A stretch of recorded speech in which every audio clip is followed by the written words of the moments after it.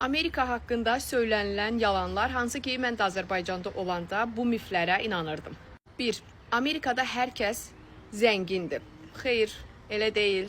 Elə adamlar var ki, 2, hətta 3 işdə çalışırlar həyat ehtiyaclarını ödəmək üçün. Belə deyək, pul var, amma səndə deyil. Amerikada hər kəs ingilis dilini möhtəşəm bilir. Xeyr, bu belə deyil.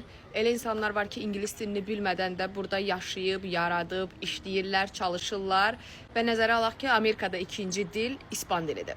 Amerikada hər şey avtomatik rahat sistemlə işləyir. Xeyr, belə deyil, qətiyyən saatlarla növbədə dayanırıq, saatlarla müştəri xidmətləri ilə telefonla danışırıq, sənəd-sünəd işləri, bürokratik əngəllər səbəbindən həftələr, bəzən günlər, həftələrlə çəkir. Amerikada qocalar çox yaxşı yaşayırlar. Xeyr, belə deyil. Hətta 70 yaşında bir insanı McDonald's-da, marketdə çalışan görə bilərsiniz.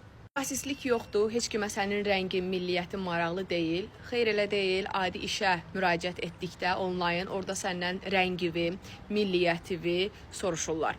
Davamını istəyirsənsə like edib komment yaz, növbəti partda görüşərik.